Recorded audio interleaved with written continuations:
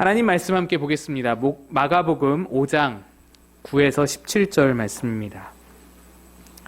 마가복음 5장 9절로 17절의 말씀, 신약성경 59면에 있습니다. 마가복음 5장 9에서 17절까지의 말씀, 우리 한 절씩 교독해서 읽도록 하겠습니다. 이에 물으시되 내 이름이 무엇이냐? 이르되 내 이름은 군대니 우리가 많음이니이다 하고 자기를 그 지방에서 내보내지 마시기를 간구하더니 마침 거기 돼지의 큰 떼가 산 곁에서 먹고 있는지라. 이에 간구하여 이르되 우리를 돼지에게로 보내어 들어가게 하소서 하니 허락하신대 더러운 귀신들이 나와서 돼지에게로 들어가매 거의 2,000마리 되는 떼가 바다를 향하여 비탈로 내리다라 바다에서 몰사하거늘 치던 자들이 도망하여 읍내와 여러 마을에 말하니 사람들이 어떻게 되었는지를 보러 와서 예수께 이르러 그 귀신 들렸던 자 곧 군대 귀신 짚혔던 자가 옷을 입고 정신이 온전하여 앉은 것을 보고 두려워하더라. 이에 귀신 들렸던 자가 당한 것과 돼지의 일을 본 자들이 그들에게 알림에 함께 있습니다. 그들이 예수께 그 지방에서 떠나시기를 간구하더라. 아멘. 기도합니다. 좋으신 아버지, 오늘도 주의 은혜를 구하며 말씀 앞에 나왔습니다. 주의 은혜로 상한 마음 어루만지시고 지친 마음 힘주시며 죄악에 물든 마음 불쌍히 여기서 깨끗게 하여 주시옵소서. 전하는 자 감추시고 주의 은혜만 바라오며 예수님의 이름으로 기도드리옵나이다. 아멘.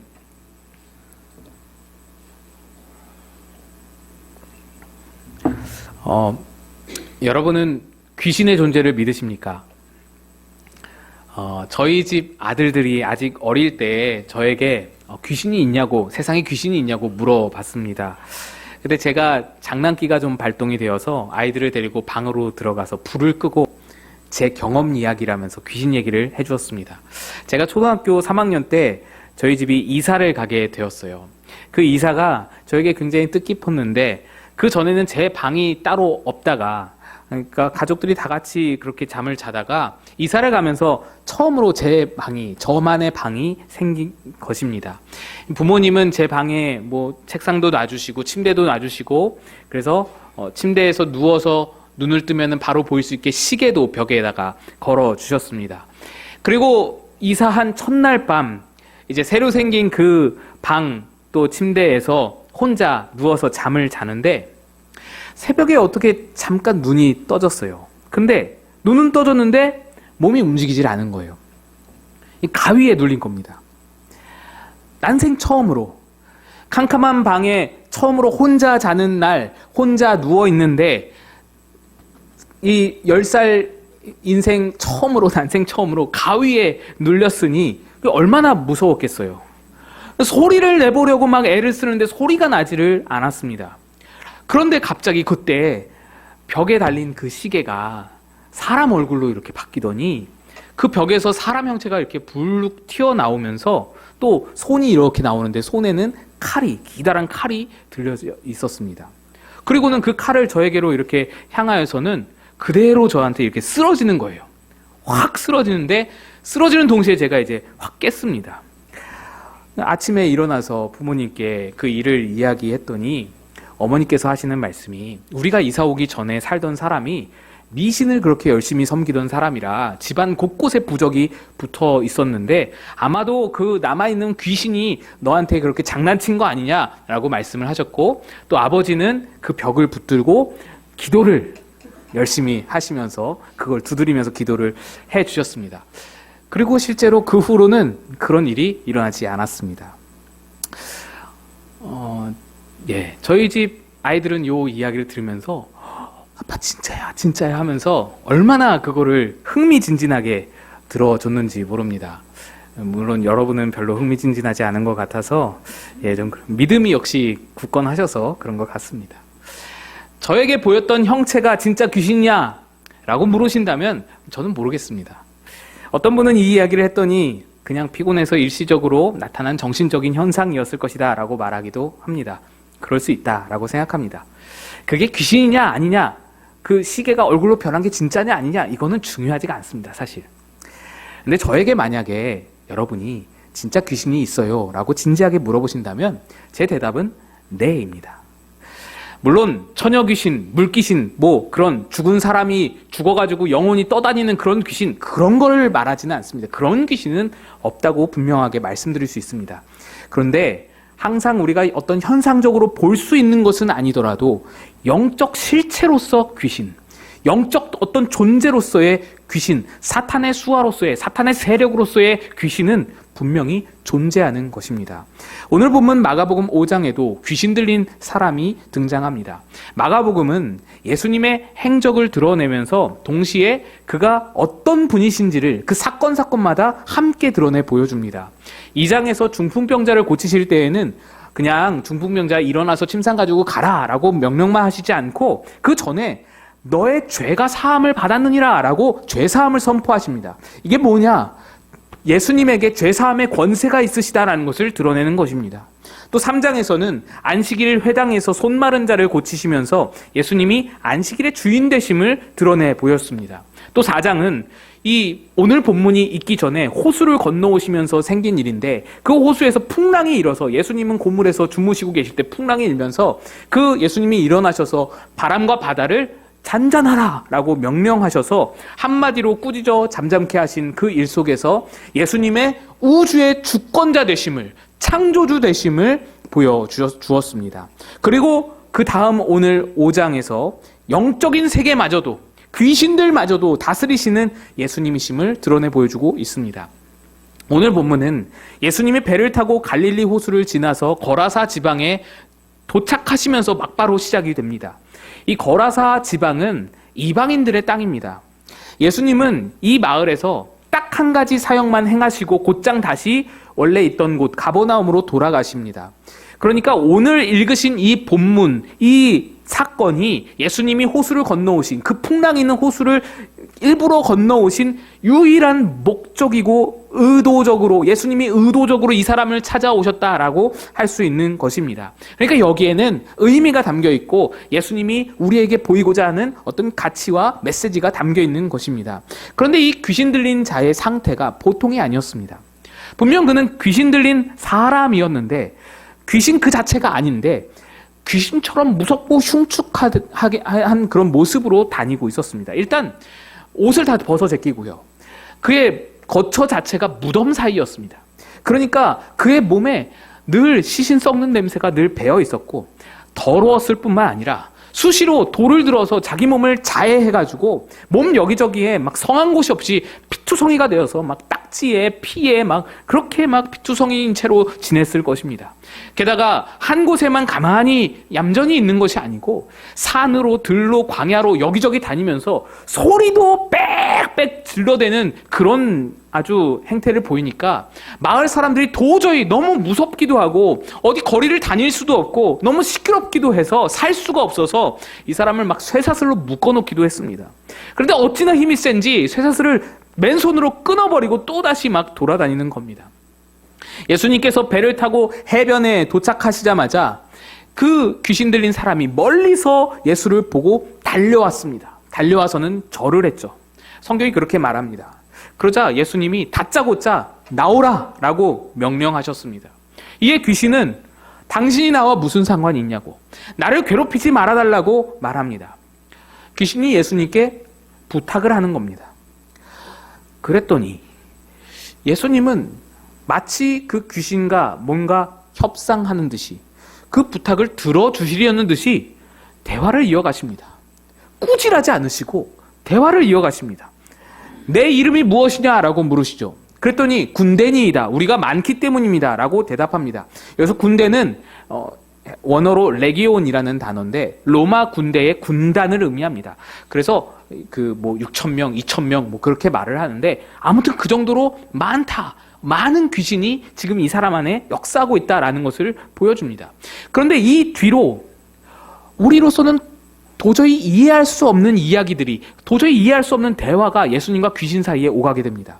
먼저 귀신이 말하기를 이 지방에서 내보내지 말기를 간구합니다. 그리고는 이 지방에서 내보내지 말고 저 돼지떼에 들어가게 하소서라고 간구합니다. 귀신이 예수님께 간구를 하는 겁니다.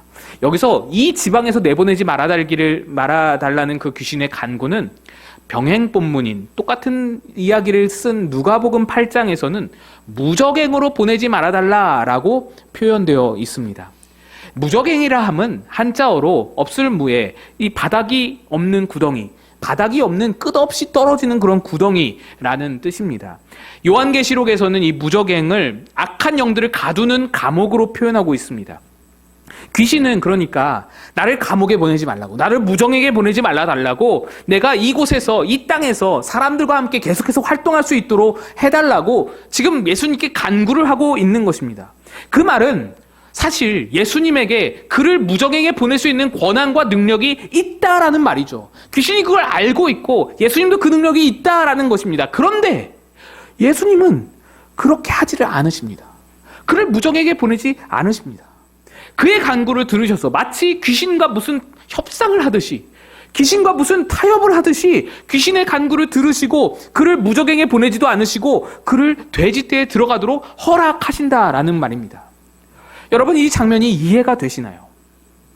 아니, 귀신의 간구를 들어주시고 그들의 요구를 허락하시다니, 그 악한 존재들, 여태까지 그 영혼을, 그 귀신 들린 자를 그렇게 괴롭히던 그 영혼을, 그 귀신을 어떻게 허락할 수 있습니까? 어떻게 그들과 협상하듯이 그렇게 대화하실 수 있습니까? 이해하기가 힘든 예수님의 모습입니다. 바로 이곳에 오시기 직전까지 호수에서 보이셨던 모습, 그 모습은 예수님이 이런 모습이 아니었습니다. 예수님은 바람과 파도를 향해서 협상하거나 타협하지 않으셨습니다.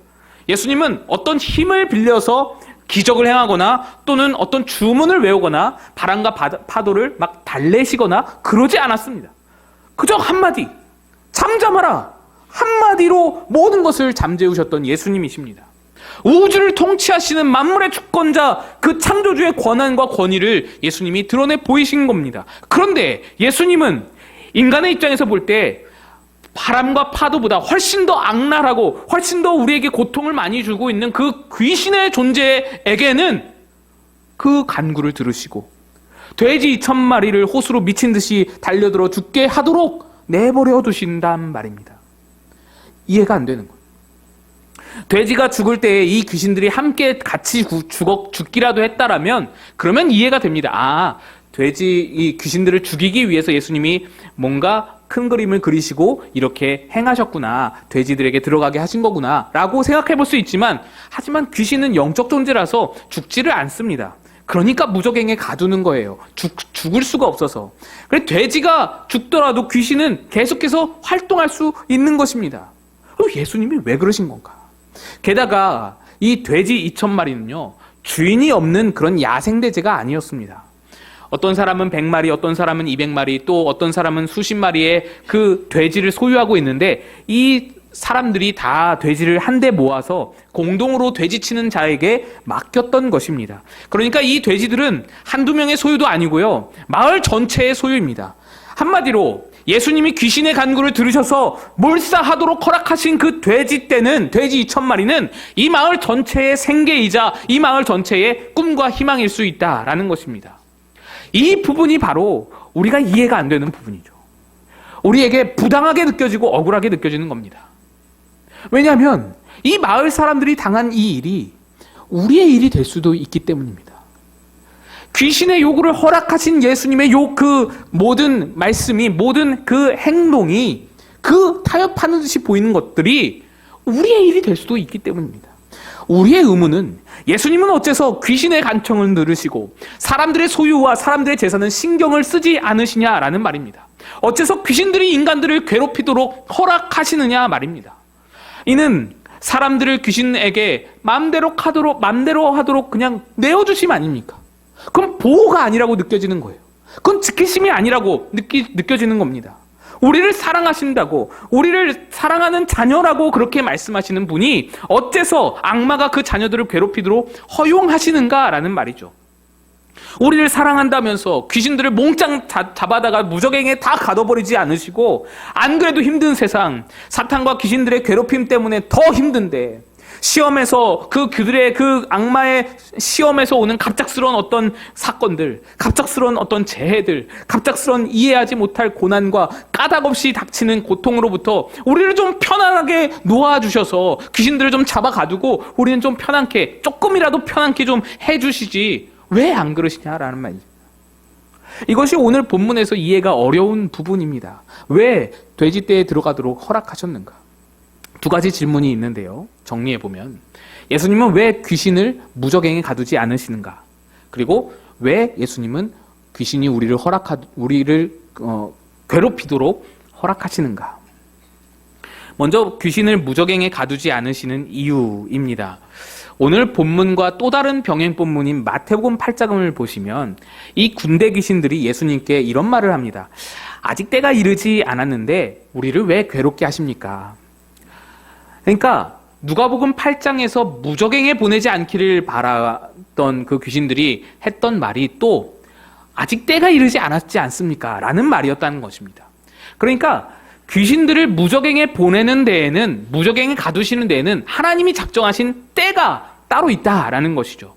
성육신하신 예수님이 이 땅에 오시면서 하나님의 나라가 우리에게 임하였습니다. 그의 십자가와 부활로 말미암아 사탄의 세력은 패하였고 하나님 나라가 승리하였습니다. 그래서 우리는 승리자들입니다. 이미 승리를 얻은 것입니다. 하나님의 나라가 이곳에 임한 것입니다. 하지만 아직도 이 하나님의 나라를 알지 못하는 자들을 위해서 하나님 나라를 완성하는 데까지 유예 기간을 남겨두시고 지금 아직 하나님을 모르고 아직도 그 사탄의 종로로 타고 있는 자들, 그들을 건지시기 위해서 제자들에게 사명을 맡기시고 교회를 세우셔서 교회를 통해서 하나님 나라의 복음을 땅끝까지 전하라고 우리에게 명령하셨습니다. 그리고 예수님은 승천하시면서 내가 반드시 다시 올 것이다 말씀하셨죠. 다시 오실 그날이 바로 마귀 권세가 무적행에 갇히는 날인 것입니다. 그날엔 더 이상 고통도 질병도 아픔도 슬픔도 눈물도 죽음도 원한도 없는 완전한 하나님 나라가 이 땅에 이곳에 임하게 되는 것입니다.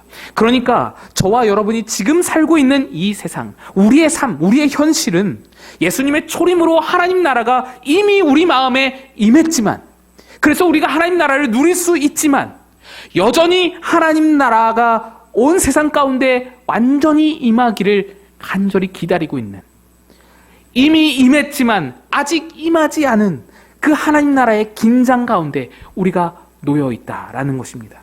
로마서 5장에 이런 말씀이 있습니다. 또한 그로 말미암아 우리가 믿음으로 서 있는 이 은혜에 들어감을 얻었으며 하나님의 영광을 바라고 즐거워하느니라. 다만 이뿐 아니라 우리가 환난 중에도 즐거워하나니 이는 환난은 인내를, 인내는 연다는 소망을 이루는 줄 알미로다. 이 말씀 2절을 다시 보시면 2절에서 바울은 우리의 두 가지 상태를 말하는데, 하나는 은혜에 들어감을 얻었다라는 것이 우리의 상태고, 또 다른 하나의 상태는 우리가 영광을 바라보며 즐거워한다라고 말하죠. 은혜에 들어감은 과거형으로 이미 얻었다라고 말합니다. 이미 들어감을 얻었다, 그렇게 말하면서 하나님의 영광에 대해서는 바라보고 있다, 바라보며 즐거워한다라고 우리가 아직 얻지 못했음을 말하고 있습니다. 즉, 이 말씀은 믿음으로 하나님 나라에 이미 우리가 들어갔으나, 하나님 나라를 이미 누리는 자 되었으나 아직 임하지 않은 하나님의 영광의 나라, 저 멀리 우리가 있는 그 하나님의 영광의 나라는 지금 바라보면서 분명히 임할 것이지만, 분명히 임할 것이라서 분명히 눈에 보이지만, 그렇지만 아직 임하지 않은 그것을 바라보며 즐거워한다라고 말하는 겁니다. 우리의 상태를 말하는 거예요. 이미와 아직 중간에 놓여있는 우리의 상태. 그리고 이렇게 이미와 아직 중간에 놓여있는 우리의 상태에 우리가 지금 겪고 있는 일들이 무엇이냐. 3절부터가 그 이미와 아직 사이에 놓여있는 우리들에게 주어지는 것에 대해 말합니다. 3절에 뭐라고 말합니까? 환난 중에도 즐거워하나니. 그렇습니다. 이미와 아직의 중간지대는 그 키워드가 환난입니다. 예수의 십자가와 부활로 사탄은 심각한 패배를 당했지만 그 잔당이 아직 남아서 활동하고 있기에 우리에게 환난이 끊이지를 않는 것입니다. 그들을 무적행에 완전히 가둬버리기를 우리가 간절히 고대하고 있지만, 그날이 반드시 올 것이라고는 알고 있지만 아직은 아니라는 말입니다. 여전히 사탄의 종로로 타는 사람들, 여전히 사탄의 수하에 놓여 있는 그 사람들에게 하나님이 돌아올 기회를 주시기 위해서 하나님 나라 완성의 유예 기간을 두고 아직 이루어지지 않은 그 상태로 우리가 있다라는 것입니다. 이것이 첫 번째 질문에 대한 답이 될 수 있고요. 여기서 이제 두 번째 질문으로 자연히 넘어갈 수 있게 됩니다. 그러면 우리가 이미와 아직의 중간에 놓여 있는데 왜 도대체 귀신을 우리를 괴롭히도록 허락하시는가? 귀신을 무적행에 가두지 않는 것은 때가 이르지 않아서라고 우리가 이해하겠는데 왜 도대체 우리를 괴롭히도록 허락하시는가? 여기서 우리가 먼저 알아야 할 것은 사탄의 목적입니다. 사탄의 목적과 사탄의 의도, 그리고 하나님의 목적을 우리가 구분하여 알 수 있어야 이 문제를 해결할 수 있습니다. 사탄의 목적이 무엇이냐? 우리를 시험하고 괴롭히는 사탄의 목적은 분명합니다. 사탄의 목적은요, 하나님의 나라를 다 파괴하고 자기 나라를 건설하는 것, 이게 아닙니다. 여러분, 우리가 잘 구분해야 되는데요, 사탄은 자기를 섬기라고 말하지 않습니다. 하나님을 섬기지 말라고 말하는 거예요. 하나님에게서 멀어지게 만드는 게 그들의 목적입니다. 그들은 이미 패배해서 그들의 나라가 절대로 다시 건설될 수 없다는 것을 인지하고 있습니다. 그들은 완패해서 이미 그들에게는 가능성이 없다는 것을 다 알고 있습니다. 그래서 그들의 목적은 한 가지예요. 우리를 방해하는 거예요. 우리가 하나님 나라에 참여하는 것, 하나님 나라에 들어가는 것을 끊임없이 방해하는 것, 그것이 그들의 목적입니다. 우리를 그래서 하나님에게서 멀어지게 하는 거예요. 우리를 하나님에게서 자꾸만 떨어뜨리게 하는 거예요. 때로는 강력한 시험과 환난을 통해서 그 관계를 방해하기도 합니다.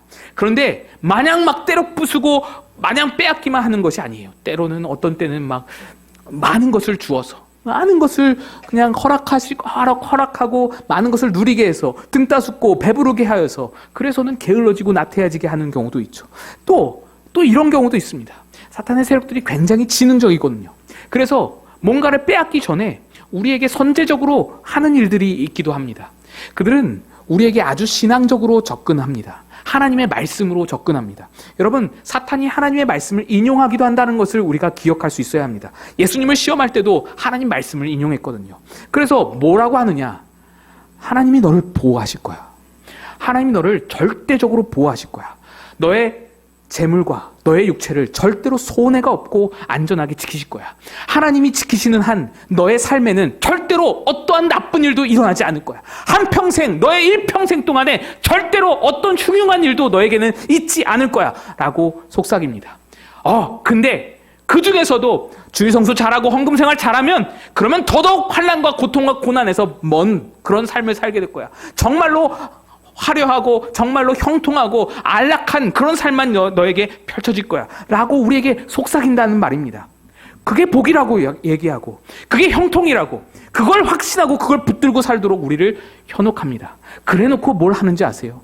그래놓고 그걸 그렇게 우리를 현혹해 놓고 그리고는 재앙이 닥치게 하는 겁니다. 그러면 우리가 어떻게 생각하나요? 그렇게 사탄의 현혹에 넘어가서 모든 것을 지키시는 하나님, 내게는 절대로 나쁜 일이 생기지 않게 하시는 하나님이라고 확신하게 해놓고는 나쁜 일이 생기면 어떻게 됩니까? 실패가 닥치고 질병이 닥치면 우리 마음에 무엇이 일어납니까? 하나님을 원망하고 하나님을 싫어하게 되며 하나님에 실망하게 되는 겁니다. 하나님과 멀어지게 되는 거예요. 사탄의 목적이 그때 이루어지는 겁니다. 사탄의 계획대로 흘러가게 되는 것입니다. 요즘 새벽에 우리가 욥기서를 함께 나누고 있는데 욥기의 말씀도 바로 이것을 말하고 있습니다. 욥은 그렇게 잘못된 확신을 가지고 살던 자였습니다. 나는 무죄하니, 나는 죄가 없으니 그런 삶에게는 하나님이 절대적으로 보호하시고 지키셔서 만 가지 복을 다 허락하신다라고 확신하고 살고 있었습니다. 그리고 실제로 그는 수많은 복을 누리는 자로 복이라 할 만한 것들을 다 누려서 자녀의 복, 재물의 복, 건강의 복까지 모든 것, 없는 것이 없는 그런 아주 많은 것을 누리는, 모두가 다 부러워할 만한 삶을 살고 있었습니다. 그런데 그때 사탄이 하나님께 다가갑니다. 그래서는 제안하기를, 욥의 모든 조건을 거두어 보시면 욥이 하나님을 욕할 것입니다 라고 제안합니다. 사탄의 작전이, 사탄의 계략이 시작된 것입니다. 사탄은 노림수죠. 사탄은 그렇게 해서 모든 것을 빼앗은 후에 욥이 하나님을 욕하고 원망하고 하나님에게서 멀어지는 것을 기대하고 있었던 것입니다. 그런데 이걸 모를 일 없는 하나님이 이 욥기에서도 참 이상한 것이 오늘 본문에서 예수님이 귀신에게 허락하신 것과 같이 욥기에서도 똑같이 하나님이 사탄의 요구를 허락하신다는 것입니다. 그래, 한번 해봐라. 그래, 그렇게 해라 라고 욥을 사탄에게 내어주신다는 말입니다. 하나님은 욥의 생명만은 제외하고 생명만은 건들지 말라 말씀하시면서 사탄 마음대로 할 수 있도록 다 허락하셨습니다. 욥은 죄가 없는데, 욥은 잘못한 것이 하나도 없는데, 그런데도 하나님은 그 험난한 시험을 욥에게 허락하십니다. 그런데 우리 새벽 말씀에서도 아직 다다르지 못했지만 욥기의 결론이 결국 무엇입니까? 그 지난한 고통과 고난의 세월을 통해서 결국에는 욥으로 하여금 하나님을 제대로 알게 하는 것입니다. 귀로 듣기만 하였던 하나님을 눈으로 바라보게 되는 놀라우신 역사가 욥의 내면에서 일어나게 됩니다. 그저 율법으로만, 그저 규범과 규율로만 알았던 하나님, 그저 어떤 도덕 질서로만, 또 종교적 신념 체계로만 그냥 잘 믿으면 복 받고 못 믿으면 벌 받는 그런 인과응보적인 그런 하나님의 그런 어떤 확신으로에서만 살던 욥이 그걸 깨치고 나와서 이제는 하나님과 직접 교제하고 직접 관계하고 그냥 멀리 도덕 규범으로 계시던 하나님이 이젠 내 하나님이 되어서 내 안에서 역사하시고 나와 동행하시고 나와 함께 하시며 내 삶에서 주관하시는 하나님으로, 하나님이 욥을 향해 어떤 계획을 가지시고 욥을 창조하셨는지, 이 땅에 보내셨는지, 하나님이 왜 욥을 창조하고 지으셔서 어떤 삶을 살게 하시는지, 그 의미와 가치가 무엇인지를 깨닫게 되는 것. 그래서 단순히 이 땅에서 잘 먹고 잘 살고 또 풍요롭고 편안하게 사는 것이 복이 아니라 하나님 관계 안으로 들어가서 누리는 것이, 그것이 복이고, 그것이 진짜 복이고, 하나님이 우리에게 부여하신 존재적 의미가 무엇인지 깨닫고 사는 것, 그렇게 이끌어 가시는 것, 그게 모든 고통과 고난과 환난과 어려움 속에서 결국에 욥을 이끌어내신 욥의 결론이 그것입니다. 욥에게 고통이 주어지면서 사탄의 계획이 이루어지는 것 같았죠. 욥이 금방이라도 하나님 욕하고 저주하고 하나님을 떠날 것 같았죠. 그런데 하나님은 그저 그 사탄의 계략에, 사탄의 전략에 휘말려서 그의 요구를 다 허락하시고 욥을 다 내어주고 사탄에게 속아서 욥을 다 그렇게 허락하신 것 같았는데 그게 아니었던 것입니다. 사탄의 계획을 도리어 이용하셔서, 역으로 이용하셔서 하나님의 더 크신 계획을 하나님께서 친히 주권적으로 이어가시고 이루어 가신다라는 것입니다. 욥을 붙들고 사탄에게 그 계획이 이루어지지 않도록 붙들고 끝끝내 하나님의 계획을 이루어 가시는 하나님이신 것입니다. 하나님의 계획이 무엇입니까? 하나님의 의도가 무엇입니까? 사탄의 계획이 우리를 하나님에게서 멀어지게 해서 파멸로, 멸망으로 이끄는 것이라면 우리 하나님의 계획은 우리를 세우심입니다. 우리를 아름답게 하심입니다. 온전한 하나님의 선이 우리 가운데 이루어지게 하심입니다. 이 욥과 너무나도 비슷하고 흡사하게 고난받은, 억울하게 고난받은 요셉도 마지막에 그의 결론에 이렇게 말합니다. 창세기 50장입니다. 당신들은 나를 해하려 했으나 하나님은 그것을 선으로 바꾸사 오늘과 같이 많은 백성의 생명을 구원하게 하시려 하셨나니. 그렇습니다. 하나님이 사탄의 세력에게 그 모든 시험을 허락하심은 사탄의 요구와 간구를 들어주시고 그와 타협하고 협상하기 위함이 아니라, 사탄에게 어쩔 수 없이 우리를 내어주심이 아니라 사탄의 작전을, 사탄의 계획을 오히려 받아서 역으로 이용하여 선으로 바꾸실 더 크신 계획을 가지고 있었기 때문에 그들에게 허락하심입니다. 하나님은 우리에게 임하는 수만 가지 고통을 선으로 바꾸실 자신이 있으신 분이신 겁니다. 하나님을 사랑하는 자, 곧 그의 뜻대로 부르심을 입은 자들에게는 모든 것이 합력하여 선을 이루느니라. 이것이 바로 우리를 향하신 하나님의 능력이요 계획이요 하나님의 돌보심인 겁니다. 하나님의 돌보심은 우리 인생을 어떤 고통도 없는 무균의 상태로, 아무 고통이 없는 그런 흠이 없는 그런 상태로 만들어주시는 것이 아니라 때로는 아프기도 하고 때로는 어렵기도 하고 지쳐서 쓰러질 것 같기도 하고 너무너무 힘들어서 눈물이 터지고 그런 일들이 있더라도 그 속에서 당신의 붙드심을 보여주시며 당신의 이끌어주심을 보여주시며 끝까지 당신의 선하심을 우리 가운데 이루어주심을 천천히, 너무나도 천천히지만 너무나도 오래되는 것 같지만 그 가운데서 더더욱 깊은 하나님과의 관계로 이끌어 가셔서 우리를 아름답게 세워주시는 것, 그것이 바로 우리 하나님의 계획인 것입니다. 여러분, 그러므로 2,000마리 돼지떼가 몰두하는 것 같은 이해 못할 고통이, 까닭없는 고난이 여러분에게 닥쳤을 때 우리는 사탄의 의도와 하나님의 의도를, 이 두 가지를 다 아는 자가 되어야 합니다. 사탄의 계획과 하나님의 계획을 밝히 아는 자가 되어야 합니다. 그래야, 그걸 제대로 알아야 무엇을 주목하고 어느 방향으로 나아갈지를 선택할 수 있는 것입니다. 다시 거라사 지방으로 돌아가 보면 돼지치던 자들이 돼지가 몰두하는 것을 보고 무서워서 마을로 들어가서 그 사실을 모두에게 알립니다. 그러자 사람들이 다 몰려왔어요. 아마도 돼지 주인들이 많이 있었겠죠. 그리고 그들은 평소와 달라진 두 가지 풍경을, 두 가지 장면을 보게 됩니다. 한쪽에는 피투성이의 옷도 안 입고 그렇게 냄새나던 그 사람이 정신을 차리고 옷을 제대로 입고 가만히 얌전히 앉아있는 것을 보게 되며, 또 다른 한쪽에는 해변에 돼지 2,000마리의 사체들이 둥둥 떠올라 있는 것을 보게 됩니다. 그 두 가지를 본 후에 마을 사람들은 예수님께 나아가 간청하게 됩니다. 이곳을 떠나주세요. 17절이 그걸 말하죠. 이곳을 떠나주세요.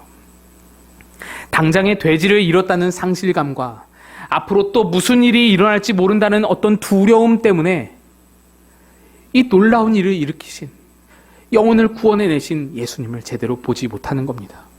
예수님이 누구이신가? 누구이시기에 그 강력하던 귀신을 쫓아내셨는가? 한 사람을 어떻게 세워가시고 어떻게 건져내셨는가? 어떻게 구원하셨는가? 그 사실, 그 질문들이 떠오르질 못하는 겁니다. 이 돼지떼 때문에, 돼지떼로 인한 상실감과 두려움 때문에 예수님께 떠나기만을 바라고 있는 것입니다. 여러분, 잃어버린 돼지떼에 주목하는 것이 바로 사탄의 바람입니다. 사탄의 의도이자 계획입니다. 그리고 그 결론은 멸망일 수밖에 없고 예수님에게서 멀어지는 것일 수밖에 없습니다.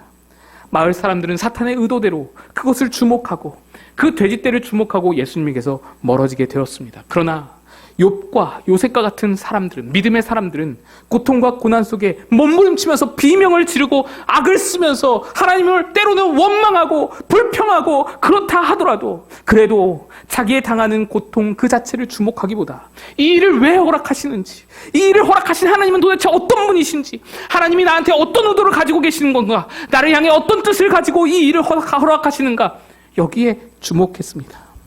그래서 하나님의 의도와 그분의 계획대로 하나님의 세우심과 하나님의 빚어가심을 입어 그것을 경험하여 하나님의 선하심을 맛보게 되는 것입니다. 우리들의 삶에도 나름의 고통과 고난이 있습니다.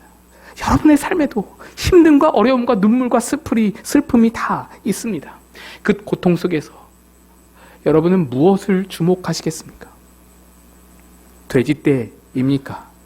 아니면 예수님입니까?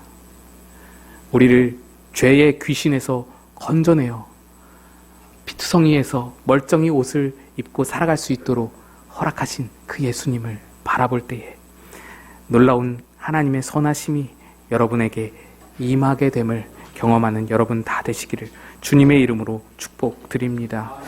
다 같이 일어나서 우리 찬양하겠습니다.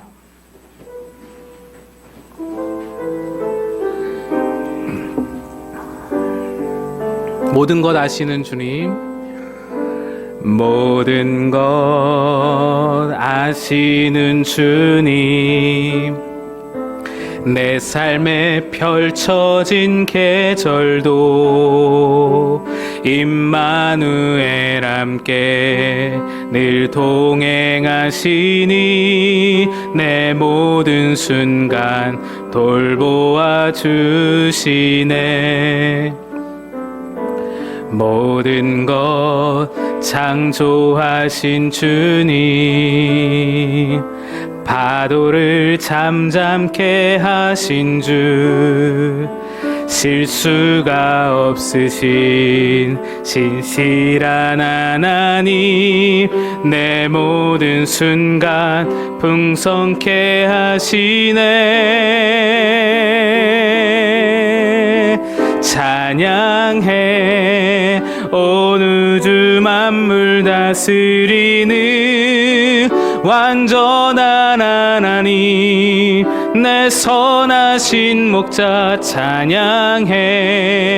합력해 주들 이루시는 위대한 하나님 사랑. 찬양해 찬양해. 온 우주 만물 다스리는 완전한 하나님 내 선하신 목자 찬양해. 합력해 주들 이루시는 위대한 하나님 사랑의 인도자 예수.